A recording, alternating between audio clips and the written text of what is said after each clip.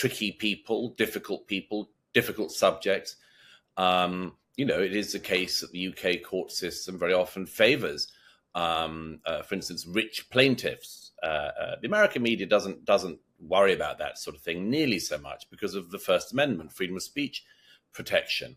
And it has a very clear impact across the society. Now, maybe there are some people in Britain who think this increasing policing of what people say is a good thing. I would just point out that, nobody knows where the brakes are on that car. And all of the people celebrating this ridiculous behavior of the police and others in recent days should really consider what had happened if the boot was on the other foot. As you say, there are horrific and horrible things that people have passed around online. There are also things that are untrue. This, however, gets to something which is very interesting to me about the modern British political discourse, which is it never addresses primary problems. It always deals with reactive issues. So, when this appalling young man stabs 3 girls to death at a dance class, you can guess with complete accuracy that the British media, the British political class, will go on to some secondary or tertiary issue, usually to do with expression. In that case, it would be that the concern was that the far right would leap on this as a kind of an example of illegal immigration, which of course it didn't turn out to be. But that was before even any details came out.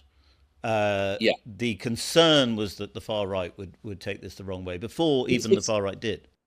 But it's always like that. First of all, who is the organised far right in the UK? Is there a British Nazi party? I don't see so. I think we saw it off the BNP 20 years ago. I think that actually one of the things that's happening, as I mentioned in my column, is that there is a genuine concern and an understandable concern from the authorities that these riots in recent weeks were actually not coordinated. They were ground up. They were not ordered by some Führer-like figure in the UK scene. They happened, and they happened out of, obviously, rage, and then led into, among other things, reprehensible criminality.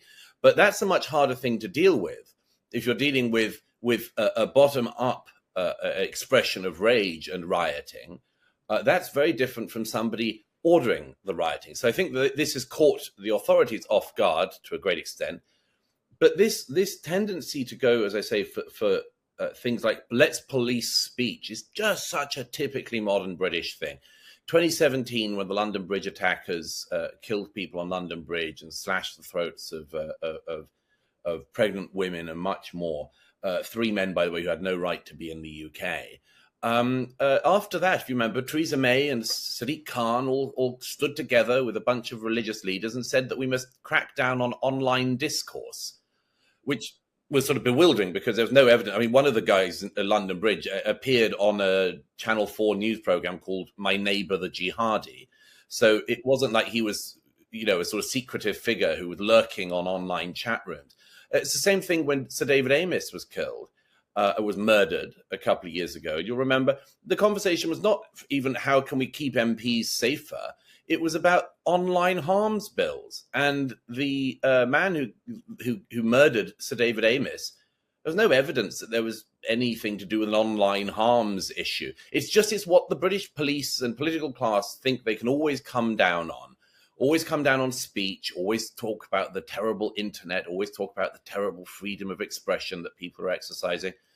I think it's a demonstration of their own failure to deal with primary issues and their own sort of eunuch-like status on so many things.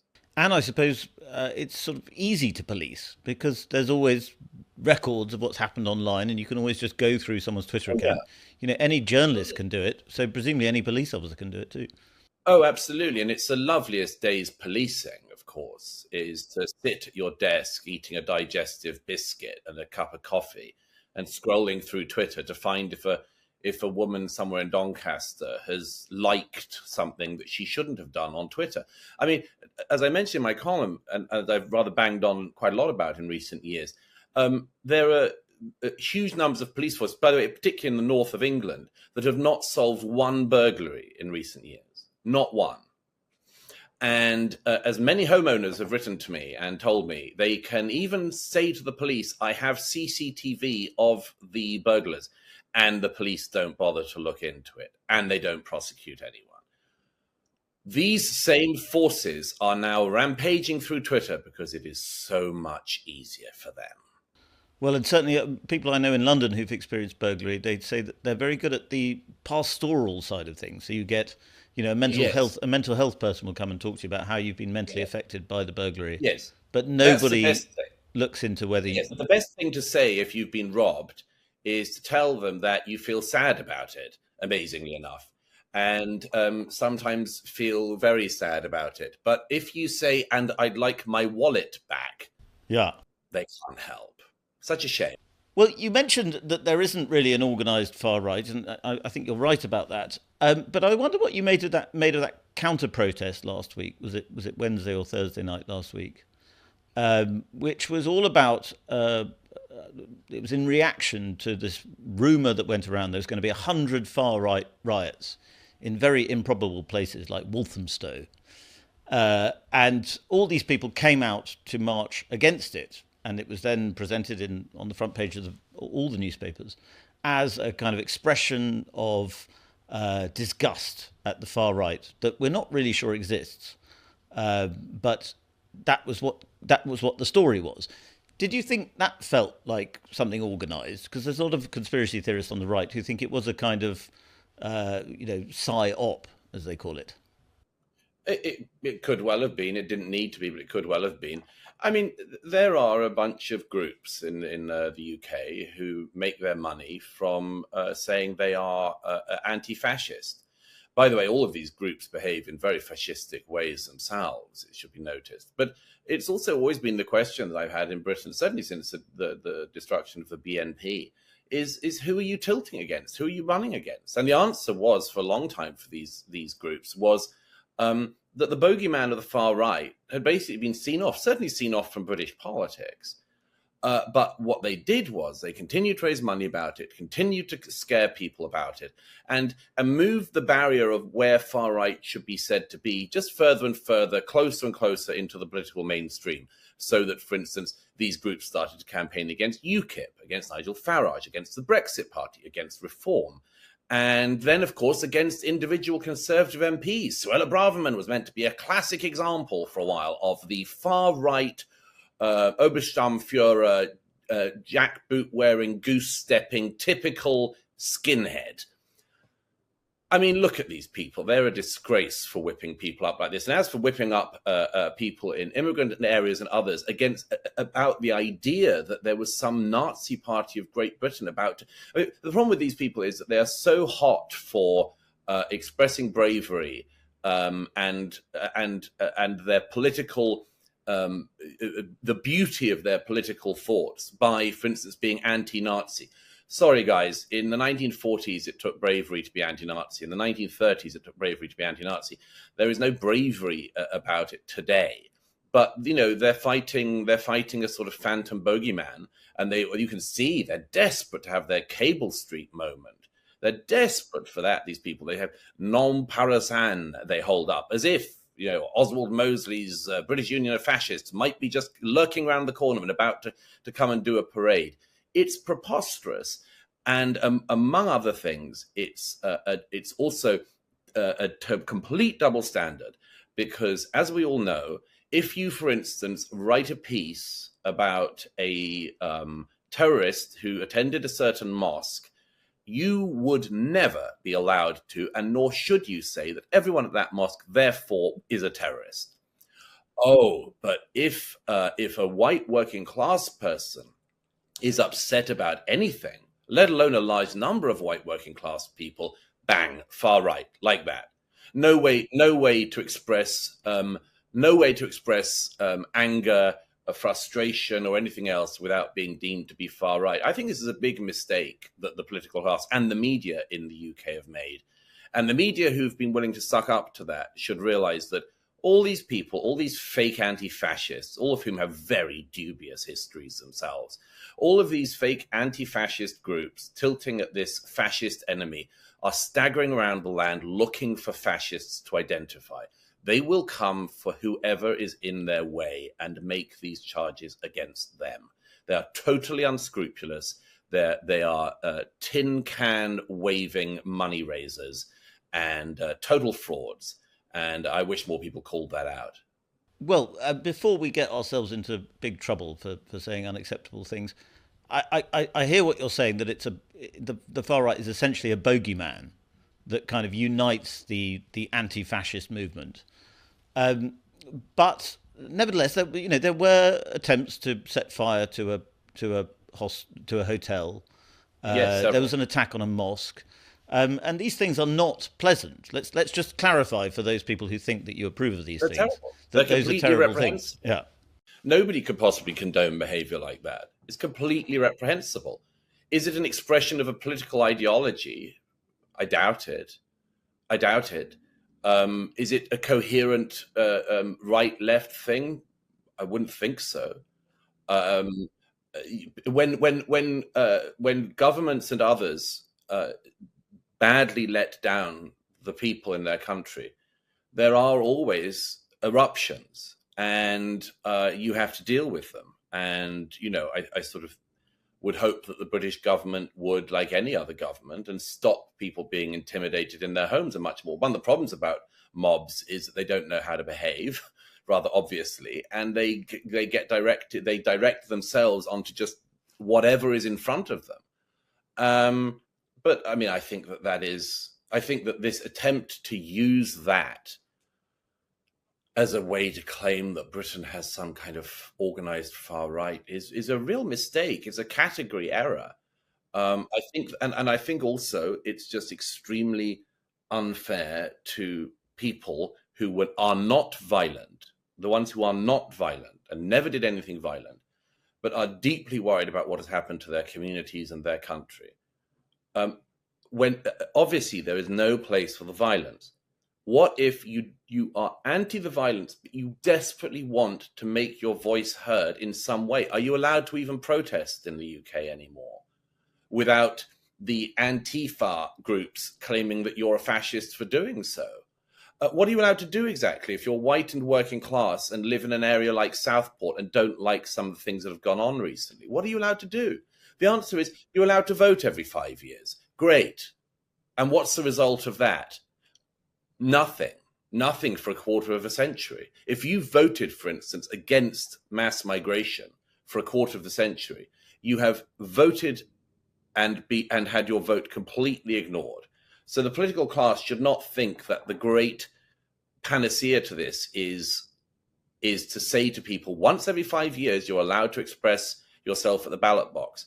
There are lots of ways of expressing yourself. You and I happen to have the opportunity and platforms to do so, to speak, to write, and so on. Not everybody does. And I just deeply worry that now any political expression, online or off, by somebody who does not like the direction of their country is going to be deemed to be far right and part of this fascist movement that, as far as I can see, does not exist in the UK. Do you think then there is a genuine victim mindset emerging among, it's an unfortunate phrase, but people use it, the white working class? Or do you think the white working class only know how to express themselves through the identity politics of saying, well, we have rights too, just like minorities do? Well, I wrote in my column last week, it's just so sad what has been done to our country by Labour and by the Conservatives and by the Liberal Democrats. It is so sad. Look at the hopelessness that comes from joblessness. Everybody knows that. Everybody. This isn't a left-right issue. It is. You are living a hopeless life if you have no employment and have no means of employment, no likelihood of employment.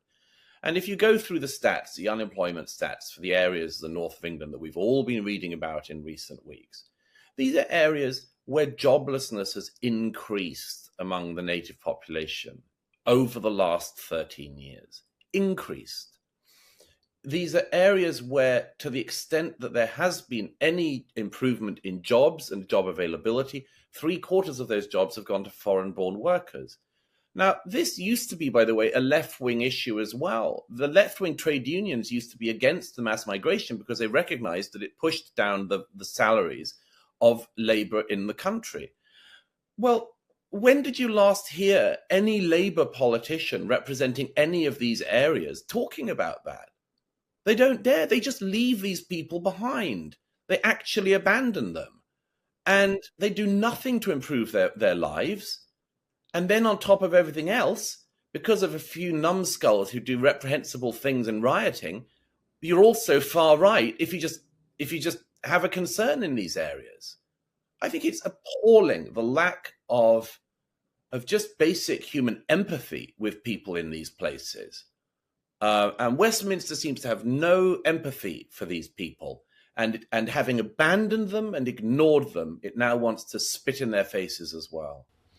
Well, and it seems to be almost a class thing, but also a kind of intellectual thing. So you could be a highbrow. I mean, I know we'll get onto this in a second. You people went after you at the weekend for an interview that you did, and we'll talk about that in a second. But in your column this week, you talk about how if there's a sort of impression among the left liberal establishment that you are a bit thick and a bit poor and you're saying terrible things online, then we can come after you. But they don't. They're more nervous about doing it with people who are in a position to defend themselves. They go after the most vulnerable with the online abuse stuff. Well, I think that's, as I quoted my column this week, as Rowan Atkinson said, this is rather to be expected, that people with a platform and the ability to defend themselves will do so. And people without much of a platform, with no ability to defend themselves and no defenders in the public square, will be just left by the wayside. I mean, you have seen a few people, complete dolts like Jonathan Freedland of The Guardian, talking about the necessity of, I think, extraditing Elon Musk to the UK. Yeah. Good luck with that, guys. Good luck with that. It's pathetic. Again, these people, they have no interest in the primary problems, but they'll come down on their tough on Elon Musk, tough on the causes of Elon Musk columns. I've had a bit of it. It's water off a duck's back, of course, but a few sort of rampaging online lunatics like Alistair Campbell have tried to say that I should be in trouble because I predicted all this. Yes. And have said so. And that's pretty remarkable, actually. Of course, as Thomas Sowell famously said, people will forgive you for being wrong, but they'll never forgive you for being right. And I was right on mass migration and integration, and Alistair Campbell was flat out wrong. He was part of the Labour government that put massive boosters under the legal and illegal immigration into the UK in the late 90s and early 2000s. He was part of the Blair government that did that. It's quite extraordinary to see somebody like him who caused these challenges and problems to our country, trying to crack down on the people who noticed it. If he wasn't such a sick individual, it would be funny. But let's just clarify for people who might not have followed this. It was an interview that you gave in November that was chiefly passed around, and you were talking about in October, last year, and you were talking about Hamas protesters, pro-Hamas protesters, chiefly, were you not? Yep, and Hamas leaders, more importantly, in the UK, because what people don't seem to realise is that terrorist leaders and others, including the former Deputy Prime Minister of Iran, live in the UK. This is something that astonishes me, and the British authorities have done nothing about. You can call for the murder of a British novelist, and the British novelist is unsafe, Salman Rushdie, but the person who called for his murder lives perfectly safely in the UK. What? Why does the UK allow the former Hamas military leader to live in the UK? What's he brought the country? And that's the point I made last October. And a few totally either ignorant or very stupid people picked it up and said that I'd said this about the recent riots and was saying this about all immigrants. It was so preposterous. But, all these people who talk about fake news and disinformation, you can set your watch. They're all people who pass around disinformation like that themselves. That's what people like Alistair Campbell have spent the last week doing. Kenan Malik of The Observer, all these characters who talk about disinformation and the importance of truth. They pass around disinformation all the time. They've done it about me in recent days. They're such hypocrites and hacks. Fortunately, I don't think they have any impact, actually, outside of their own deranged circles of friends. Well, friends such as they have, I'm sure. I mean, you faced a few Twitter storms in your life, I think it's fair to say. Where would you rank this on the scale of Twitter storms that you've faced? Oh, I don't know. I mean, I don't really care about storms unless they're real. I take very little interest in what people say about me online, because if I did take an interest about it, I wouldn't get any work done. Yes. No, I mean, Twitter storms are just one of those things that come and go, and that I suppose a writer has to just accept them. But I'm much more worried about the reality. I'm much more worried about the reality in Britain, that, everything that was promised to the voters, they've been let down. And this recent terrible riots and things will give the political class, as far as I can see, an excuse to further ignore the troubles in our country. But the reason I ask about Twitter storms is not just puerile interest, although there's a bit of that, but it's that Elon Musk now runs X, Twitter, and it is now such a hated platform, and yet it is still the platform that informs the public conversation more than any other. It's the number one news source in the world. Yes. And people are... Well, that's annoying for the BBC and co, isn't it? People can't bear it. And I wonder what you think's going to happen there, because let's say Kamala Harris wins in November, which is not unfeasible. Keir Starmer in Britain, other governments may decide that they need to shut down Twitter, X, Elon Musk, because he is poisoning the discourse. Yeah, they've tried this sort of thing for years, as I say. They always focus on the response and the speech, and not on the things that people are responding to and speaking about. Absolutely guaranteed. If you want to solve some of the problems that America is going through, you stop the movement of millions of illegal migrants into the US across the southern border. If you want to address the real problems going on in the US, you do that. You address the economy. You tackle inflation. Same thing in the UK. If you want to solve the problems in the UK, you stop having historically high net legal and illegal migration. You grow the economy. You tackle inflation. You make sure that the money in people's wallets goes further than it is at the moment. These are not impossible challenges. The borders are not an impossible challenge at all. Straightforward. We used to have borders. We used to have them. And so some of these ones are not that difficult. Some are relatively difficult. Inflation's relatively difficult to get under control, but you can. We could have a sensible energy policy, for instance, in the US and UK. That would do an enormous amount to bring down the inflation. But these things are harder, all of them are harder than saying, Twitter, X, Elon Musk. It's just, and we shouldn't allow the politicians to get away with that. I just don't think we should. We shouldn't allow them to get away with continuously diverting us from their failure to tackle the things we have tasked them with tackling. Ultimately, is it nobody really cares about rhetoric? I think very little. I mean, as a devotee of the art myself, I regret this fact. But no, I mean, it's not about the speech. It's about the facts. It's about the facts. You could silence every single person in Hartlepool. You could ban anyone in Southport from being allowed to use social media, and you still wouldn't have stopped the boats coming over every day of smuggling gangs bringing in illegals into the UK who should not be there and have no right to be there. These people in charge are so dishonest to keep on tackling not the sources of their own failure, but other people's objection to that failure. Douglas Murray, I think we'll end it there. But sadly, Alistair Campbell didn't join us today, but I'm sure we'll get him on.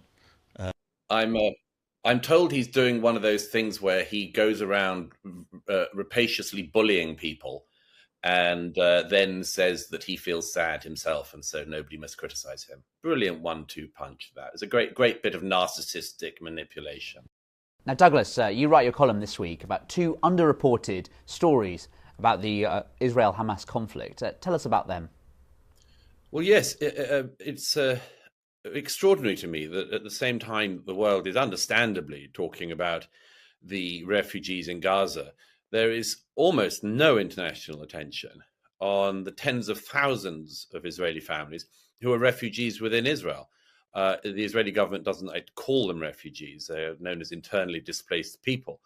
But these are the tens of thousands of people from the north of Israel who were moved south on October the 7th and who cannot return to their homes because they're all being regularly assaulted by rockets from Hezbollah in the south of Lebanon. And of course, also people from the south of Israel who were moved out on the 7th by the Israeli government because they're also under rocket fire from Gaza. These people get absolutely no attention on them. I mentioned a bit about this in the piece. It's very striking to me why that is. The second thing that I mentioned in the piece that's almost completely unreported upon in the press outside of Israel is the fact that, as I say in my column this week, in my view, the war may well have not yet begun. And what I mean by that is that Hamas is in British car terms, the Ford Cortina of Iran. It's being smashed, and in my view, I hope that it's smashed completely. I think there's no point, as the Minister Benny Gantz said this week, of putting out 3/4 of a fire. You either put out the whole of a fire, or you don't bother. And the way in which David Cameron and others this week have been calling on Israel to effectively stop fighting the fire is, I think, profoundly unhelpful. But if Hamas is the Ford Cortina proxy of Iran, Hezbollah is its Lamborghini, and by that I mean that this is about 160,000 much higher grade missiles that Hezbollah has stored in the south of Lebanon, in an area that, of course, after the 2006 war, the UN passed a resolution that was meant to be demilitarized and stripped of such rockets. But, of course, the international community didn't abide by that resolution, 1701. And so, in my view, as long as because these two things connect, as long as the citizens of Israel cannot live in their homes in the north of the country, this war cannot be over. And then the real war is the much bigger war against Hezbollah, the other proxy of Iran, in southern Lebanon. And I'm not sure that outside of the region, it's widely understood that this is the situation. When I hear comments from Foreign Secretary Lord Cameron and others, you might get the impression that the Gaza war is all there is to this. And that is such a massive miscalculation, a demonstration of ignorance of the actual situation. You also write, in terms of different angles which haven't really been covered on this conflict, about the tens of thousands of Israelis who've been displaced and lost their homes. Tell us about that. Well, I say there that, I mean, these are people for whom there seems to be no particular international notice or international sympathy. I've lived among them for some months, and it's a terrible thing. I mean, many of them have been put up in hotels by the Israeli government, and some people might say, well, that sounds okay. Actually, it might be fun to live with your whole family in a hotel room for a week. It's not much fun for months on end, let alone if it's clear that you can't return to your home for the foreseeable future. These are all children missing out on their educations, or at least missing out on much of their education. People unable to do their work, farmers unable to tend to their crops or fields. I'm just sort of startled by the fact that this gets so little attention. And one of the only things I think justifies or explains why it is because, of course, these people are being looked after by the Israeli government. They're Israeli citizens, Israeli civilians of a bewildering array of backgrounds and religions. But they are Israeli civilians being looked after by the Israeli government. I suppose that as the world watches what's happening in Gaza, perhaps it thinks, that Israel also has to have all total control and responsibility for all Gazan civilians. But actually, of course, the civilians of Gaza were meant to be under the protection of Hamas and the governance of Hamas. But then we can see how well that worked out. But yes, I mean, in a way, the Israeli displaced are being ignored because their government is actually looking after them. Ironic. And what would an escalation in northern Israel look like? You talk about, the border there. Hezbollah has around 160,000 rockets on the border there. What would any escalation in that region look like?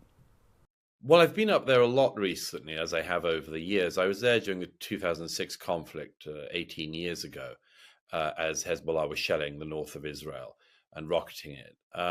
And I've been up there quite a lot in recent months, in places like Mount Meron and Metula and Kiryat Shimona and elsewhere. And I can tell you that both sides, both Hezbollah and Israel, have an interest in downplaying the amount of activity on that border. But I can tell you from my own eyewitness that there's a lot more activity than anyone is admitting. Artillery, air assaults, rockets being fired regularly by Hezbollah, RPGs, anti-tank, much more. The whole area is an absolute tinderbox. And as I was up on Mount Meron the other week, actually, 4 Hamas fighters, consider that doesn't get much attention. 4 Hamas from Lebanon crossed the border into Israel on a mission to kill Israelis, and they were killed themselves, and they injured quite a lot of IDF. But these things get almost no international notice. But if you go to a place like Metula, a small town which is surrounded on three sides by Hezbollah, you can see the Hezbollah bases. They're absolutely everywhere. The Hezbollah listening posts, the Hezbollah rocket bases. These are all there. And I reiterate, it's so strange because, 18 years after I was last seeing that there, and 18 years after that conflict was meant to have ended with this not happening and with the international community ensuring that Hezbollah could not have this knife at Israel's throat, there it is, bigger and better and glossier than ever, Hezbollah's armory in Lebanon. And this is, of course, a tragedy for Lebanon, among other things. Hezbollah has helped to ruin that country. But yes, the eradication of this arsenal has to happen at some point. One Israeli told me a little while ago that he thought there was maybe a 30% chance, 30% chance of there actually being a diplomatic solution to this, i.e., the international community might actually enforce its own resolution and persuade Hezbollah to remove its arsenals from the area that's meant to be demilitarized. But that, as math geniuses will have noticed, is a minority, therefore, likelihood. It's much more likely that Hezbollah and Israel are on a kind of tandem bicycle cycling downhill, and whoever stops pedaling first, we don't know, but it's going to crash. I think a lot of people outside the region don't realize that there's basically two reasons why Hezbollah has this weaponry in the south of Lebanon. One is just to use it at any point or at some point against Israel. And as I say, it's using it a lot. Just the other night, they fired a barrage of about 50 or 60 missiles. They keep on testing the Iron Dome. There were 30 again the other day. It's pretty extraordinary to see. But yes, these pretty significant barrages go off on a regular basis now, are mainly shot down, but are not always shot down by Israel's Iron Dome. But maybe that is why Hezbollah has this build-up of weaponry. But there's a second reason, of course, which is that it exists there in order to be used or have the threat of using it at such a time as Israel, America, or any other international force in any way struck Iran, the revolutionary Islamic government in Iran, in order to stop it getting to the final point of its long-desired nuclear ambitions. If there were a strike against Iran by Israel, by America, or others to stop it getting to the final stage of getting a nuclear bomb, which, as I say, the regime in Tehran has been very clear that it has wanted for decades now, if there was such a strike, arguably that's when Iran would get Hezbollah to start firing.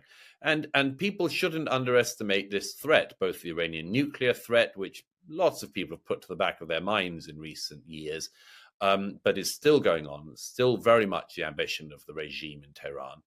So the first thing is that they shouldn't underestimate that. And the second thing is they shouldn't underestimate the nature of the arsenal of weaponry in Hezbollah that Hezbollah owns and has stored in southern Lebanon. Many of these are much more advanced missiles than the ones that Hamas has had, partly, of course, because although there wasn't a successful blockade on stopping rockets getting into Gaza, there was some blockade. But the Lebanese Hezbollah have Iranian weaponry of a pretty high caliber that could reach much, if not most, of Israel. And that's just an intolerable situation for any country to live under.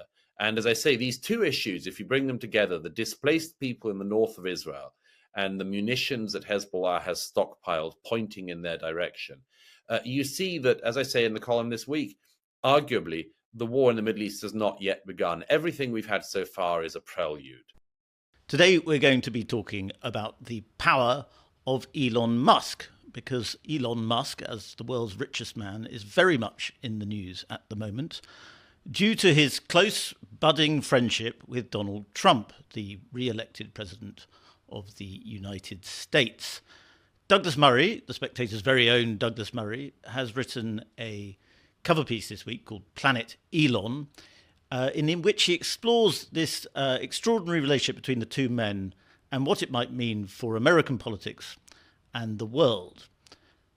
Douglas, it's easy to forget that not so long ago, and in fact still, I think, Elon Musk will refer to himself as a moderate Democrat, that 16 years ago he queued up to meet Barack Obama and shake his hand, that only in May last year he launched a SpaceX with Ron DeSantis, suggesting that he was at least open to the idea of Ron DeSantis as the Republican nominee and not Donald Trump. And yet, by August of this year, he was doing a SpaceX with Donald Trump. And since then, the two men seem to have become closer and closer, so much so that some people are worried now that Elon Musk has perhaps too much of a hold over Donald Trump. What do you put down? Where do you think that relationship began, that closeness began? What in Elon Musk's mind changed? I think all we can really go on is the public record. And that shows that it was the would-be assassin's bullet in Butler, Pennsylvania, that changed everything. As I say in the piece, the cover piece in The Spectator this week, that attempted assassination of Donald Trump on stage, that incredibly near miss, had a lot of consequences, which historians will ruminate on. But one of the most powerful was that there was an immediate response from Elon Musk and some others. Bill Ackman is another example of people who just saw this moment, saw how perilously close America had come to an absolute catastrophe, saw Donald Trump's response to that very close shave and his fight, and decided that even if they'd been teetering before or wondering about a public endorsement, now was the time to get behind former President Trump. And Bill Ackman did that in a tweet. Elon Musk did it in a tweet. And in a way, that changed everything. And one of the things it changed was that, first of all, Elon Musk showed that he was all in with Trump. And when Elon Musk is all in, he really is all in. And he didn't just commit his considerable resources to the campaign. He encouraged others to join him in funding for the Trump campaign. But most crucially, in a way, was that he actually put his time into campaigning with and for Donald Trump. And that really had an enormous effect on the campaign. I think that, you know, the world's richest man is the sort of most obvious label for him, but he deserves, in a way, a different label. Which, I mean, the world's greatest innovator. This is a man who, as I mentioned a few weeks ago in The Spectator, parallel parked a rocket in his spare time. And so he's an aspirational figure as well as an inspirational figure for a lot of people. And I think him throwing himself all in behind Trump just had a huge add-on effect to the already growing Trump campaign. There was a lot of talk in the run-up to the election, and indeed since, about Trump's appeal to men.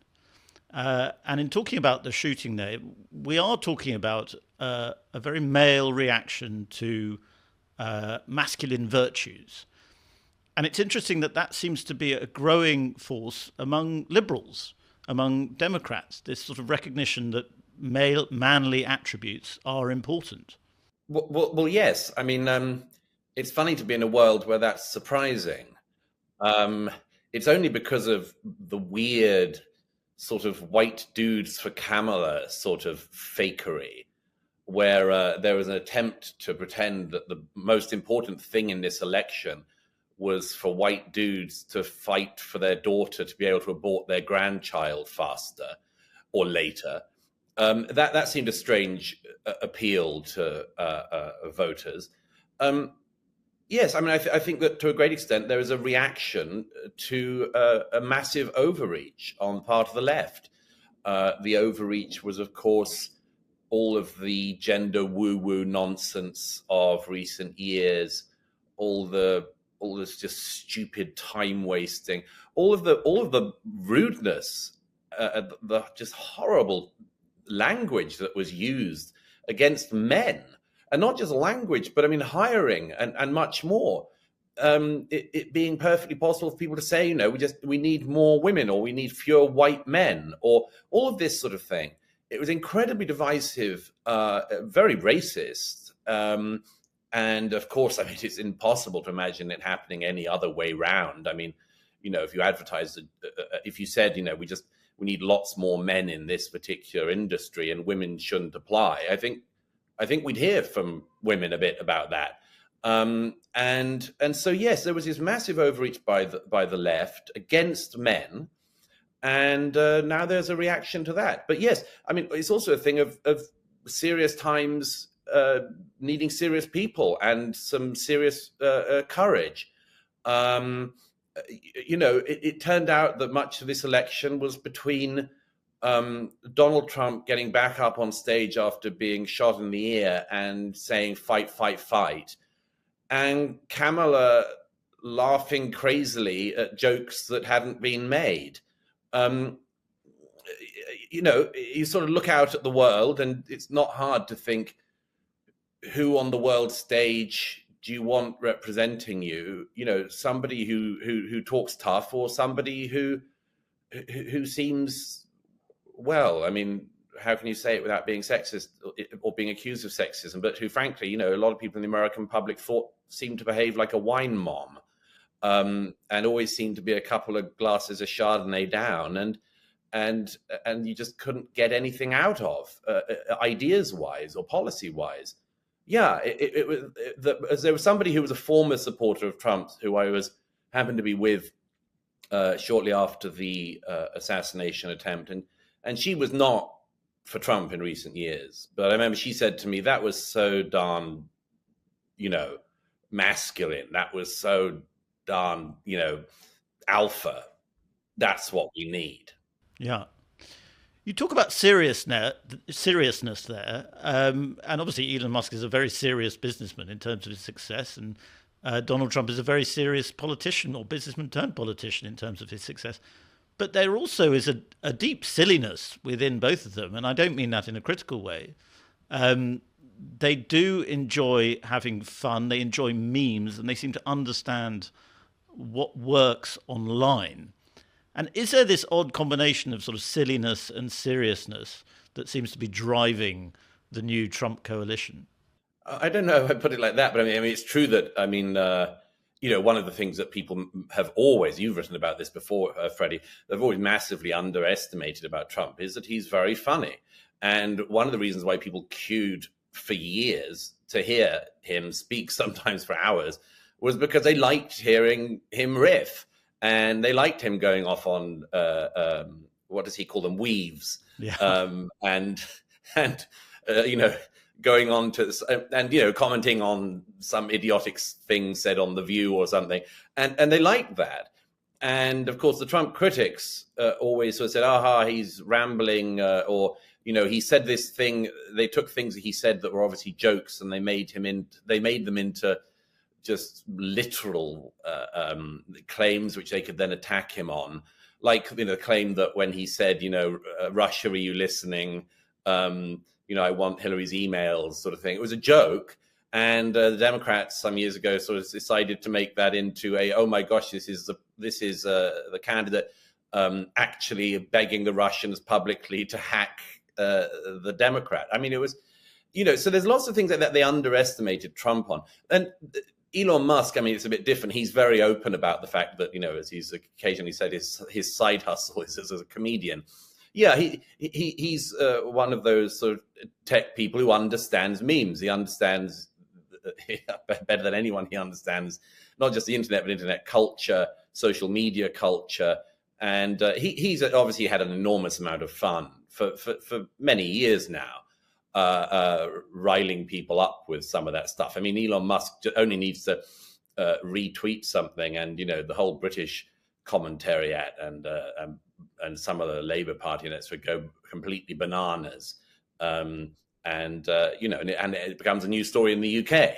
Well, first of all, Douglas, I think you need to work on your weave. I've been meaning to say this to you for a while. Your answers are far too direct.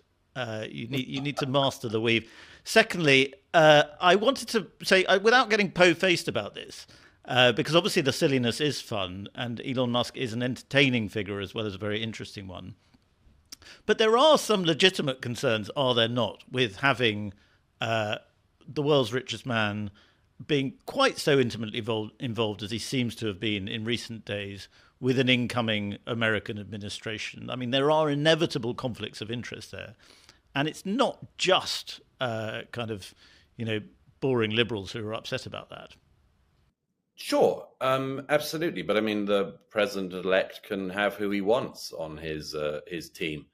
And I mean, when it comes to the Department of Government Efficiency, which Elon Musk, along with Vivek Ramaswamy, looks like he will be in charge of, this is a very serious project, and it does actually need an outsider to do it.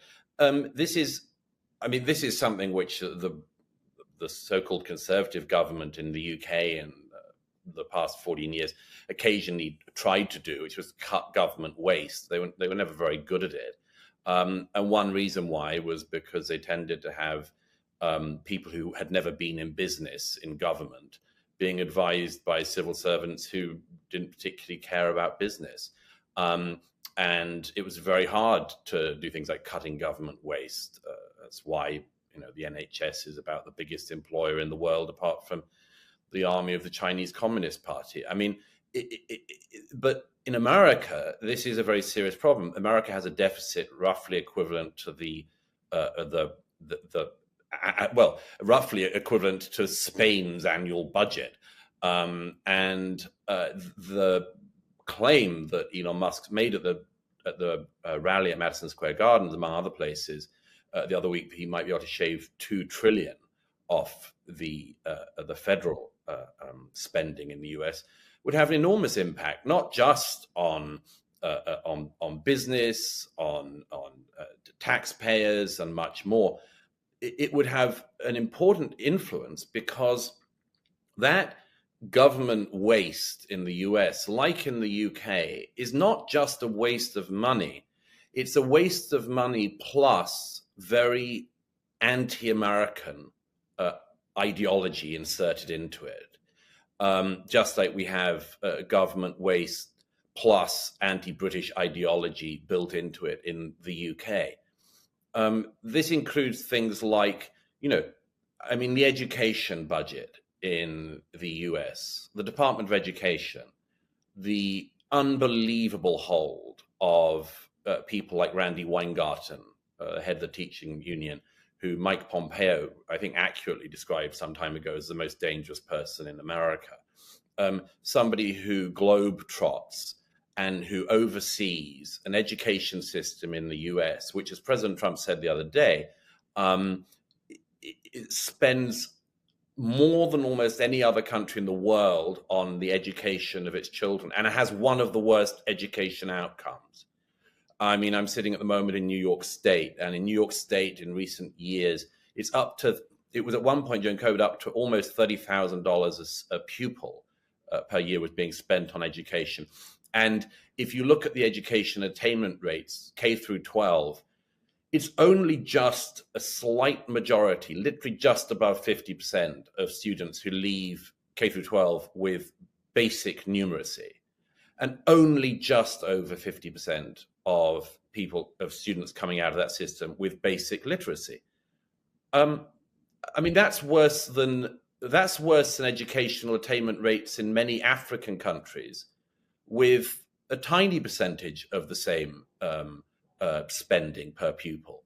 Why is that? It has to be sorted out. It has to be sorted out. And arguably, Elon Musk, among others, is a very good person to do that, because they need to strip out not just the waste, but also the horrible ideology which is behind part of the waste. There's quite a few people in Silicon Valley, not just Elon Musk, who have been on a similar journey as he has, against ideology, against a left liberal ideology, if you like. And I think they're pushing America towards perhaps a different kind of democratic politics, where someone like Elon Musk can be openly involved in government.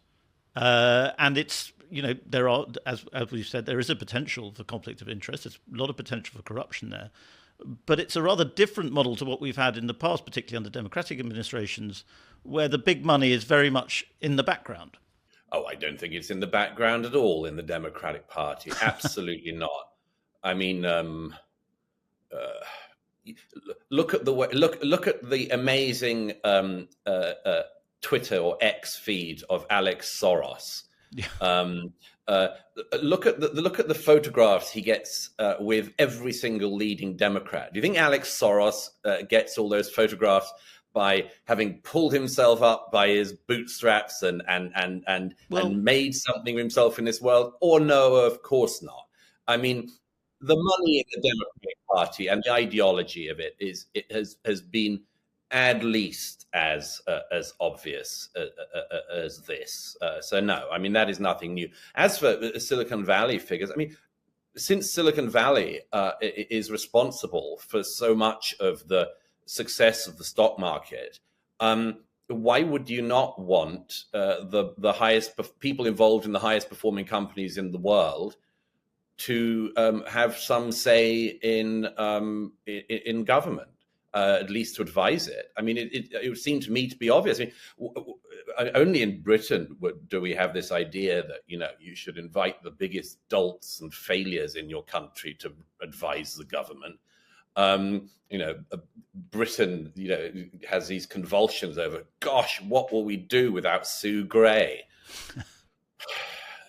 Meantime, it's a good idea to have the best and brightest and most successful figures advising government. Yes, absolutely. But there is perhaps a tension, is there not, between, if you think about the biggest Silicon Valley successes, they are companies that are huge in size, but not necessarily in the number of jobs they create. And if you have... Well, that's not true with Tesla. I mean, Tesla's an amazing job creator. That's not true of Tesla, and it's not true of SpaceX. But generally, something like Google or Twitter, X, which Musk now owns, doesn't actually need that many employees. Oh. And yet it's a very powerful and lucrative company. I just wonder if there will be a tension between Silicon Valley people being so involved in government and a Trump administration that's committed to reindustrialization. I don't know. We'll see. I mean, there's always tensions. But no, I mean, I don't think so. I think that people will... I think the most important thing you can do is to have a government of as many talents as possible. And, would that we had that in the UK. I think there was a very interesting point that a number of people, including Miranda Devine at the New York Post, pointed out, I think around the time of Madison Square Gardens, actually, which is how interesting it was seeing the array of people who were on stage with Trump this time. It wasn't just family, it wasn't just Republicans. It was sometimes quite bewildering and often very funny array of people. And I'm assuming, by the way, that Hulk Hogan, who gave a rip-roaring performance at Madison Square Gardens, I'm assuming he won't have any actual role in the administration. But it was very interesting watching, the coalition. Somebody presented, I think it was Miranda, as like the X-Men or the Avengers or something. Watching, Tulsi Gabbard and Elon Musk and RFK Jr. and Dr. Phil, and it was very interesting because it suggested, in the campaign that it wasn't just about voting for Trump this time. It was that Trump plus the people he had put around him just had this much broader appeal. And anyhow, it's going to be very interesting. Yes, you're right, Freddie. There will be tensions for sure. I mean, there always are. But I mean, I think it's more. It's WrestleMania, really, isn't it? It's and that's the influence perhaps of Linda McMahon and Vince McMahon, who are of course the WWF family. But introducing the cast of characters like that, and Dana White, of course, who was on that stage, is UFC. But let's get away from that, because even though that is fascinating, we're running out of time. I just want to ask you lastly about Twitter and X, because you mentioned this in your piece. X, I should say, formerly Twitter. Elon Musk's buying of Twitter and turning it into X, how significant do you think that purchase was for free speech, for this election, for the future of the free world, if we can call it that still? Oh, I mean, it was astonishing. I had quite a close seat to some of what was going on in that period, and it was an astonishing move by Musk. He ended up paying, what was it, 44 billion, 42, 44, I can't remember at the end, for Twitter, and I think it has had a huge impact, because what Parag and the others who were running Twitter before Musk bought it didn't ever really concede was that they were the town square, that Twitter had effectively become the town square, the city square. And sometimes if you spoke to those people in private, they say, we never said we wanted to be the town square. Who made us that? Well, you just ended up being that. And the thing was that the rules of the town square kept changing. And then we discovered that the town square was being policed by total maniacs, and that it was being policed by extraordinary ideologues. It was not just the town square. It wasn't like Speaker's Corner in the UK. It was Speaker's Corner with like the Basij militia standing on the sides trying to take people out if they erred and strayed from their ways. I mean, the combination of the way in which Twitter before Elon Musk was banning and muting conservative or center-right as well as right-wing voices, the fact that they had kicked Donald Trump himself off the platform, plus the fact that they were dampening stories and stopping stories getting out. Don't forget that the people who talked about election interference in 2020, the New York Post, for which I write, the New York Post broke the Hunter Biden laptop story, which was not just a story about dick pics or something. It was a story about corruption in the first family. And when the New York Post broke that story, Twitter was one of the platforms that stopped the New York Post's account, that blocked it. This was massive election interference, which the Democrats and others have still not conceded was the case. So the town square was not a free place. It was a completely ideologically captured space by the left in America, by this weirdo left, what's more, in America, of the kind of people whose main occupation seems to be to desire to trans children, which, by the way, is something that Musk himself obviously feels very strongly about, and understandably and rightly. No, these weird freaks in California were effectively responsible for policing what the world could know and say. And so when Musk took it over and fired all these ridiculous content moderator types who were so inept at their job, even if anyone could do it, he completely freed up the platform. It freed up speech globally. X is now the main news source for the world. And it had a huge effect. So more than 40 billion was laid out. It turns out to have been a relatively cheap price for the effect that it's had. A snip. But, I mean, it also instantly made him, he was getting a little bit unpopular in some quarters, but it made him a real figure of hatred on the left globally. And we see today that The Guardian has pulled itself off Twitter, or will no longer be posting under the Guardian handle. How will we cope, Freddie? I don't know. The public square is ruined. But it will be interesting. It will be interesting to see. Just lastly, Douglas, sorry, about Truth Social and Twitter, because I don't think Donald Trump. He started tweeting again during the campaign. I don't think since the election victory, he has yet tweeted on Twitter X, because he wants to promote Truth Social. So perhaps there'll be a tension there. I don't know. I think Donald Trump has many other things to preoccupy himself in the 4 years ahead.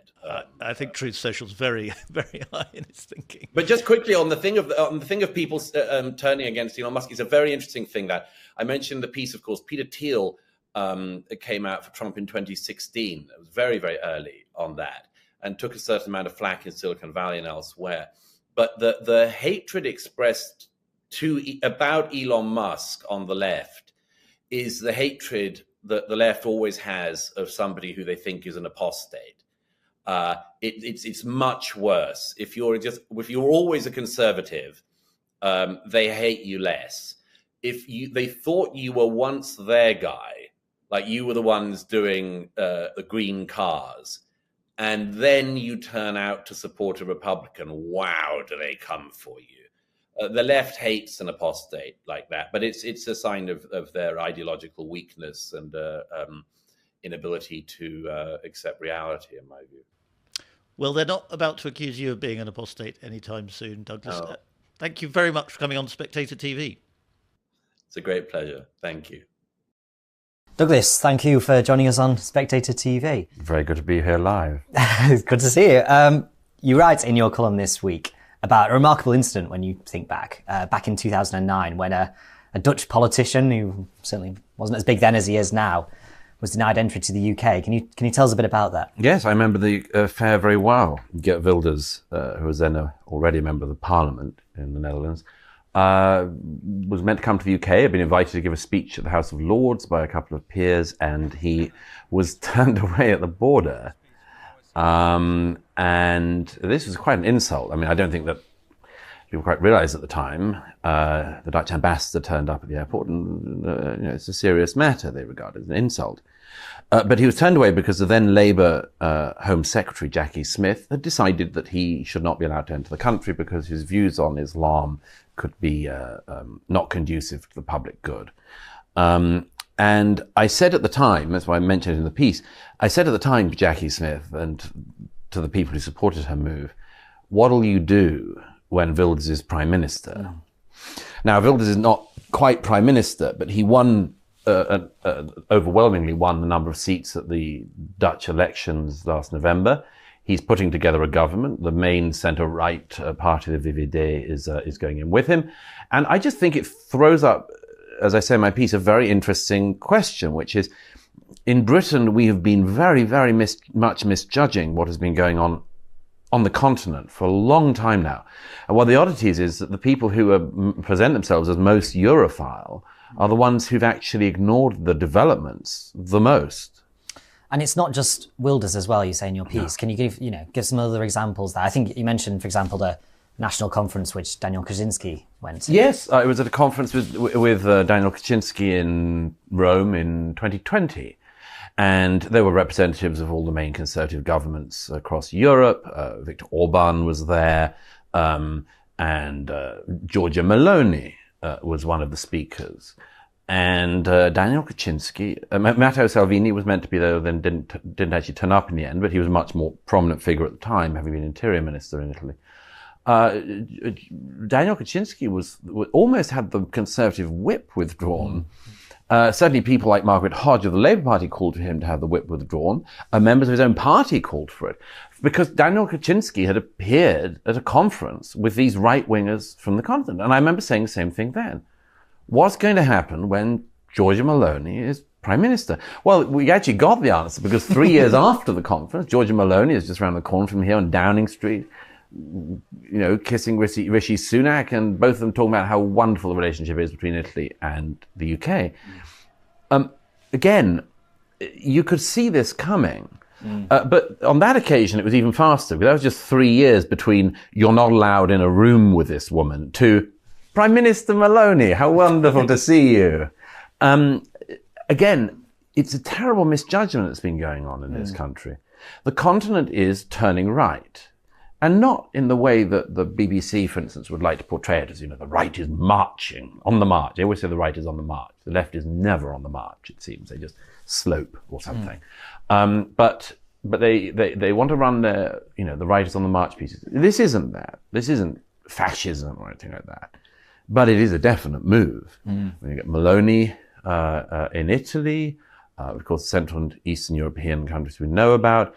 You have the AfD in Germany, which is a very, very complicated one, and is definitely a number of things. But you have Wilders in the Netherlands. You have the expectation that Marine Le Pen's party is going to come out on top at the European elections this weekend.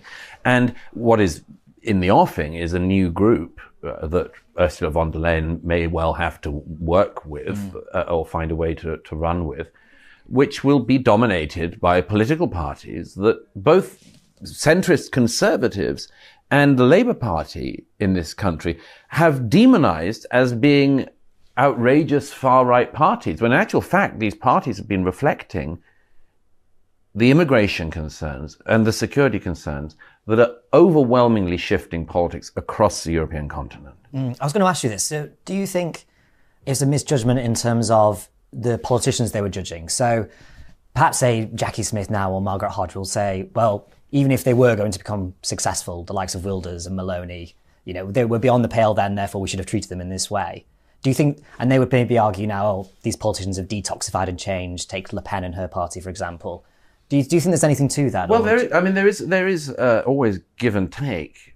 Le Pen has obviously detoxified her party very significantly, although, there's a sort of, around the margins still there can be a slightly vitiate smell. Wilders certainly has said things that no British politician would say. But, I was in Paris a couple of days ago and with French centrist and left-wing politicians, all of whom say things that no conservative in the UK would say. I mean, former Prime Minister Manuel Valls, who's a leftist, who I saw the other day, when he was Prime Minister, he said things that the right of the Tory party would balk at. Why? Because they've got a serious demographic and immigration and illegal immigration issue and a serious security concern. People don't realize that ahead of the Olympic Games in Paris, of course, yeah. the city is in very near lockdown in the centre. They just thwarted another plot to carry out a terrorist attack during it. Everybody is on the edge about it. That's why the situation in the country changed and politicians changed in response. I think it's very interesting that Britain is the outlier in this, mainly, of course, because of the ignominious behaviour of the Conservative Party for the last 14 years. They're almost certainly going to be booted out of power. But it means that Britain will be the only party, I think, in the West that will be electing a left-wing government. As I say, that's because of the idiocy of the Tories. But nevertheless, it's very interesting because everywhere else, people are actually in the political class reacting to the deep sociological changes and security changes that are going on in our societies. British politicians don't, in the main, have the guts to do that. But their continental contemporaries, they do. And you're right, it's going to be a very interesting dynamic when we have a Labour government in power dealing with a Europe that they couldn't be more ideologically opposed to. How do you think they're going to handle that? I think it's a great cosmic joke. It's another recommendation about the existence of the deity. I mean, they will have. I mean, again, it goes back to my Jackie Smith example. Who do you want to deal with? Who do you think? Who do you think is kosher, as it were? And the answer for a lot of them is sort of nobody. As I say in the piece, maybe if Donald Trump wins the election in November, it'll be rather funny seeing, presumably, Foreign Secretary David Lammy, who said so many unpleasant things about Trump in the past. It'll be rather interesting seeing David Lammy trying to deal with him. I don't think Trump will be very forgiving about it. Yeah, I was going to say, what do you think Trump will make of that? Trump remembers slights. Yeah. He remembers them very, very well and long. So it'll be interesting. As I say in the piece, maybe the Labour government will end up in the strange position of not wanting to speak to any foreigners. It would seem rather xenophobic to me, but it might be the situation they get themselves into. After this weekend, we're obviously expecting big European election results. Do you think that's going to change Europe in a dramatic way, or do you think this is more just of an indication of where the continent is heading more generally? It's an indication of where the continent is heading. I think that many of the countries I've been to recently in Europe, people regard the Euros as something like the equivalent of the American midterms. You know, it's quite an effective way to punish the people in power.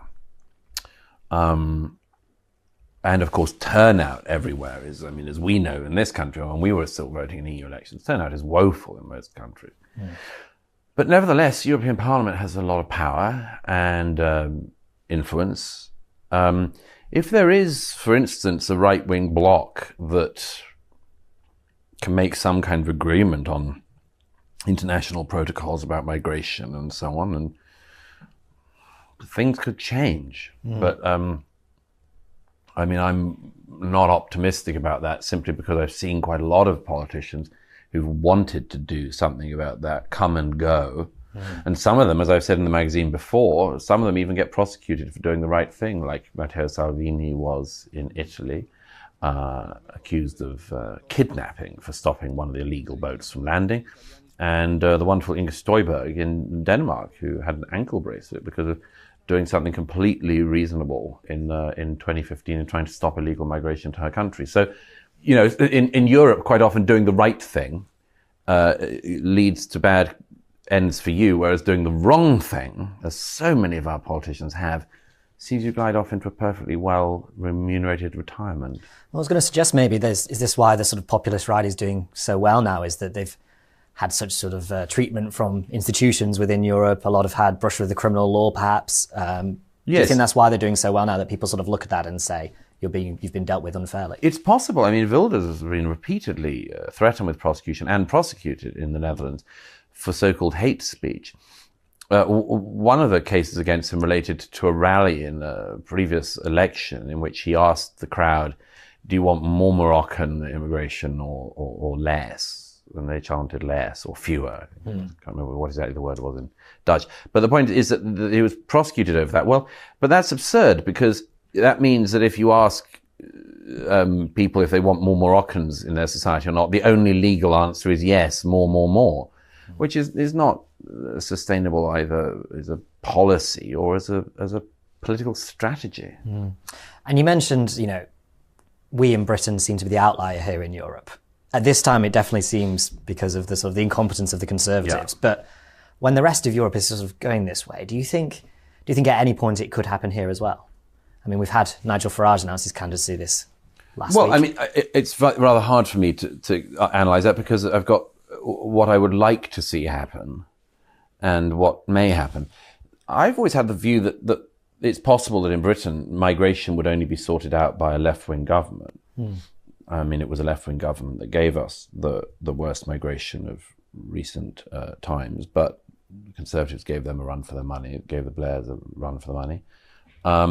But in a way, you know, because the right says it wants to do things and then is incompetent, then pays the political price for saying they want to do it and doesn't get it done. And so it's the worst of all worlds. Britain is an anomaly at the moment because we have several different things that are cutting through at different angles through the political process. I would like to see a real response to what is going on. I don't think that the immigration levels that the Conservative Party has left us with are remotely sustainable. I don't want Britain to be bringing in 1 million people a year. I don't want to see the countryside even more bulldozed over and flattened out and rather ugly development sites put on. I'd quite like my country to remain recognisable. And I think that's a sentiment shared by a majority of the public, according to all polls. And yet, what I've just said is not something that the Conservative Party can say or do anything about, and it's not something the Labour Party can say or do anything about yet. We are an anomaly like that. Maybe Farage will blow it up. I mean, the Conservatives have blown themselves up. It'll be very hard to know what remains of them after the election. But it's a bizarre situation historically to end up in. The only country going to the left, and with real ignoramuses at the top. I can never get over the fact that David Lammy seems to believe that a man can grow a cervix if he takes the right medication. And a man who was campaigning for us to rejoin the EU at one point. Now there's the irony there, isn't yes, absolutely. I mean, the irony of a Labour government which is almost certainly going to try to drag us back into the common market or something, some kind of back door or side door. The irony of that party wanting to pull us back into a Europe which they don't like. As I say, it's like a divine joke. So, Douglas, there's a new honours list out. What did you make of it? Well, as I say in the piece, James, I expected by the time it went to press that probably you've now been elevated to the House of Lords. You can tell me during the course of this interview if you had that happy news. It's really just the observation that whenever I leave the UK and come back, every time I come back, there's another honours list. And the quality of the peers seems to me to be ever diminishing. As I say in the piece, there's every reason to have an upper house, a legislative chamber, which oversees legislation, looks through bills, but comes at it with forms of expertise and types of expertise that maybe don't exist in the House of Commons. Yet what we see with the latest honours list is yet more people being put into the House of Lords who are simply political functionaries. In several cases, people who simply never made it to the House of Commons. Now, there's a good reason that if you've distinguished yourself in the House of Commons, you've been, for instance, Home Secretary or Prime Minister even, that you should end up in the House of Lords because you've got, presumably, hopefully, some political wisdom. But the idea that people who never made it anywhere near there but are political animals through and through, who've lived their life in politics, have anything much to add other than being a sort of B team of the House of Commons strikes me as just being a very sad state of affairs, and all parties are responsible for it. Yes, I remember last year when Boris Johnson's honours list came out and our colleague Freddie Gray turned to me and said, oh, you know you failed when people younger than you start getting honours. I didn't expect that to happen quite so quickly to me. I'm 28 and one of these new Plaid Cymru peers is 27, so I'm over the hill. Yes. And let's just, by the way, look at how distinguished or otherwise her career is. I haven't heard of her before, which is why I had to look her up. She is 27, Carmen Smith, and she never made it as an MP in Westminster. She never made it as a member of the Welsh Assembly. She was simply a political staffer in Wales. Now, I have seen cases before. There was a Lib Dem councillor who got elevated to the upper house some years ago, and I remember thinking, there goes the neighbourhood. But to have a Plaid Cymru MP, a staffer, sorry, I keep saying it in the expectation that she'd be more distinguished. The idea that a political staffer should end up there is really an insult. And it's an insult not least, I mean, I'm sure she's perfectly nice. Well, actually, I don't know that. She's a Welsh nationalist. But I'm assuming she's perfectly nice. But among other things, she's obviously cannot be distinguished in any way. And she's now got a job for life in the upper house. And, you know, may she live a long life. But if she does, we're going to be paying for her to be in the upper house for maybe 60 years. And she will have us vote on legislation that affects all of us. And, you know, the political parties bandy around stuff about reform of the upper house. they clearly never really mean it because they never really know what to do, as I've explained before in my column. But this is just party after party really demeaning the standing of the peers. And you mentioned there one nationalist, Welsh nationalist, who is the only nominee. So I'm not sure what it says about the rest of the talent in Plaid Cymru. Wow. But you also go through, Douglas, some of the others on this list. Could you just talk us through them? Yeah, sure. I mean, there's one the Conservatives have put in who is a former MP, very undistinguished. He has edited a political website for the last 15 years, and now he's in the upper house. So he never made it to ministerial rank, but he did make it to a website, and now he's in the Lords. There's another person who was a perfectly nice person who was an advisor to Harriet Harman and Ed Miliband. She's a couple of years older than me, James. Once again, somebody in her 40s in this case. So we might have her for another 40 years or so in the House of Lords. And she, I think it's arguable that Harriet Harman could go into the House of Lords one day. It's arguable that Ed Miliband could, given that he was a leader of the opposition. And was, as Labour leader, was a terrific asset, of course, to the Conservative Party. But sure, Harriet Harman and Ed Miliband someday, but somebody who was an advisor to them, and who is, by the way, her main qualification that she touts of herself is that she was once named in 2017 by Ian Dale 75th most influential person on the left. Now, what is one to say, James? My point is not to insult any of these particular people. It's simply to point out these are all just political beasts of the nationalist parties, the Conservative Party, the Labour Party. They're all just political operatives. None of them bring anything to the upper house of experience in, for instance, small business or big business, or how to be a successful entrepreneur in the UK. They have no expertise in the sciences, in mathematics, in academia, in history, or anything else. They're simply all rather low grade, I have to say, political operatives. And so exactly what is it that they're going to bring to the deliberative process of the upper house? An upper house which already has, by everyone's recognition, far too many members, and which is now, I think, the largest legislative chamber in the world. I'm told it's even bigger now than the Chinese Politburo's official overseeing body. And I mean, maybe there's an excuse if you've got 1 billion people you're trying to keep in some kind of despotic rule. The idea that a democracy needs almost 800 peers in its second chamber seems to me not just ridiculous, but unbelievably wasteful.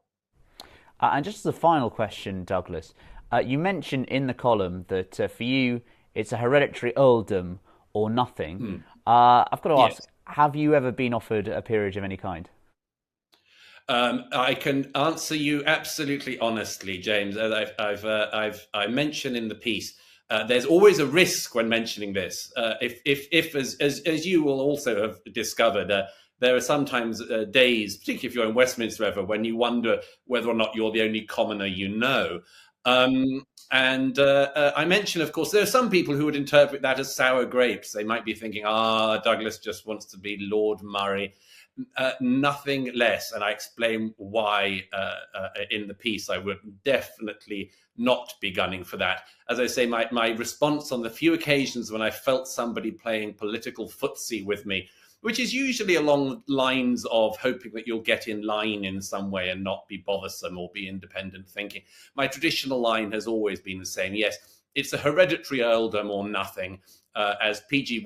Woodhouse's Uncle Fred says, when you've got an earl, you're really onto something. Earls are hot stuff. Well, for now, plain old Mr. Douglas Murray, thank you very much.